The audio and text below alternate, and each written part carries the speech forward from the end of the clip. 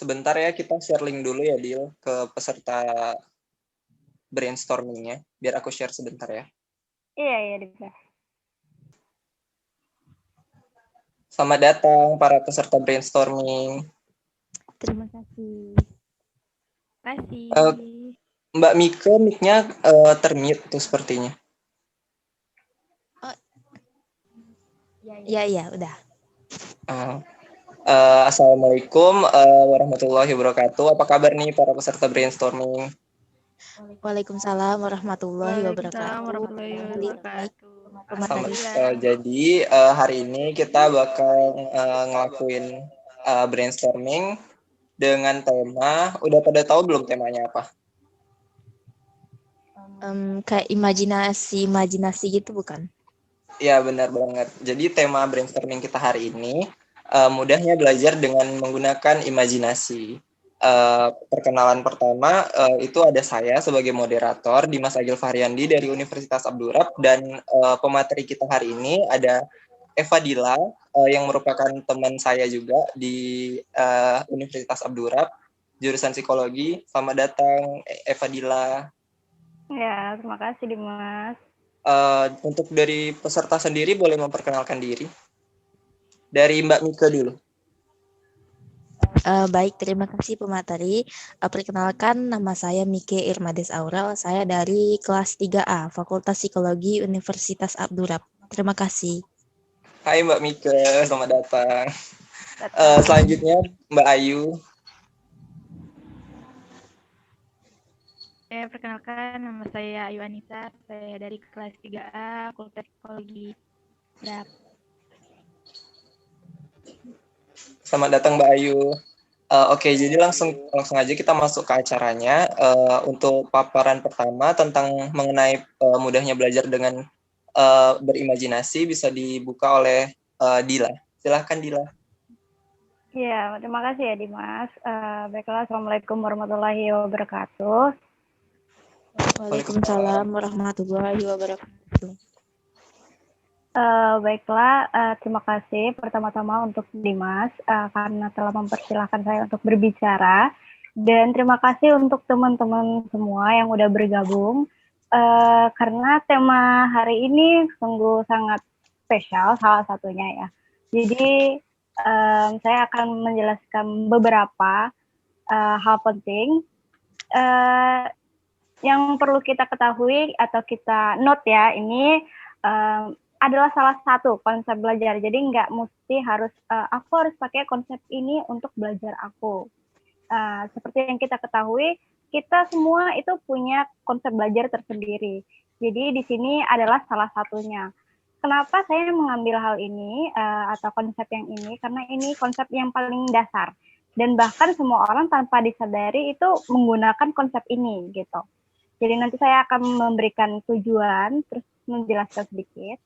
Terus teorinya, lalu nanti kita buka sesi seperti diskusi. Jadi kita lebih kayak diskusi atau memberikan tanggapan tentang konsep belajar ini ataupun memberikan gagasan agar gimana sih konsep belajar dengan berimajinasi ini lebih berkembang, ataupun bagaimana konsep belajar ini bisa fit, maksudnya bisa cocok sama kita. Mana tahu nanti kan teman-teman kan mungkin ada 1 atau 2 konsep belajar nih ya. Mungkin aku udah bosen nih sama konsep belajar yang 1 atau yang 2, kan aku pengen pakai konsep yang lain gitu. Jadi ada kemungkinan konsep belajar ini bisa teman-teman pakai. Oke? Semoga kita mendapatkan gagasan ataupun ide-ide dari teman-teman dan kita semua bisa dapat pembelajaran yang menarik hari ini. Amin. Oke, langsung aja. Kita masuk tujuannya ya teman-teman. Jadi tujuan dari brainstorming, atau kita bisa singkat BS lah istilahnya gitu.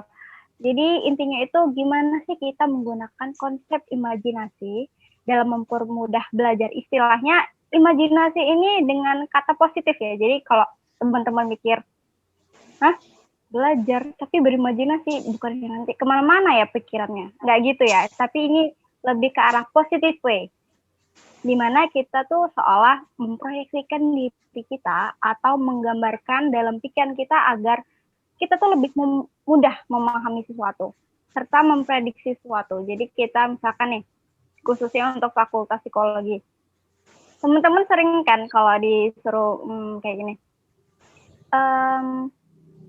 coba teman-teman semua mencari sebuah kasus, terus teman-teman baca, terus teman-teman nanti prediksikan ataupun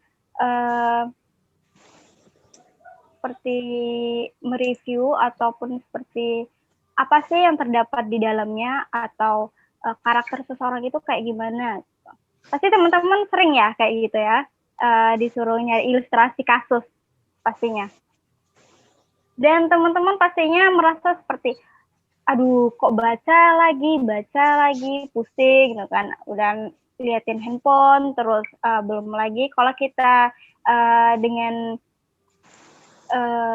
di situasi yang seperti ini pastinya pembelajaran kita tiap pertemuan masuk itu online terus natap HP terus, jadi kayak bosenin, sakit kepala, ataupun kayak konsep belajar aku udah nggak masuk, nggak cocok lagi kalau kayak gini caranya gitu. Jadi kita bisa menggunakan konsep imajinasi ini, di mana nanti dengan konsep imajinasi kita seolah memproyeksikan diri kita ada di kasus tersebut gitu. Jadi kayak lebih mudah, seolah kayak kita tuh ada berdiri di kasus di dalam kasus itu. Contohnya aja nih teman-teman, teman-teman disediakan sebuah ilustrasi kasus, teman-teman baca, teman-teman udah pusing, aduh gimana sih ini, aku nggak ngerti, aku nggak paham, tanya ke temen, ini gimana sih maksudnya, tetap nggak paham juga, udah diceritain ngalur ngidul, tetap aja nggak paham apa ini maksudnya, kamu baca lagi apa ini. Teman-teman bisa nerapin konsep imajinasi ini, jadi teman-teman baca sekaligus berimajinasi, seolah teman-teman ada di posisi si pelaku ataupun si korban. Jadi teman-teman seolah merasakan feel-nya serta memproyeksikan diri teman-teman ada di situ. Jadi teman-teman nggak mulu kayak baca terus nanti nyari referensi yang review orang lain. Jadinya kan itu bukan pemikiran diri sendiri, ya kan? Merupakan review atau pemikiran orang lain. Jadi jatuhnya ke sana. Padahal konsep imajinasi ini yang paling dasar dan bisa kita lakukan dimanapun kita berada gitu. Apalagi untuk konsep belajar yang ke arah positif gitu. Nah, di sini teman-teman pasti berpikir apa ada teori yang mengatakan kalau imajinasi itu bisa kita gunakan untuk belajar gitu. Maksudnya dalam konteks konsep belajar.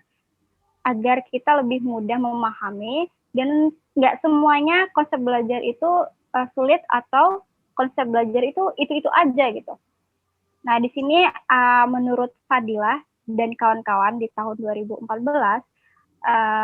kecerdasan spasial itu meliputi kemampuan membayangkan, jadi mempresentasikan ide secara visual ataupun spasial ya, dan mengorientasikan diri secara tepat, termasuk kepekaan terhadap garis, bentuk, ruang, maupun warna.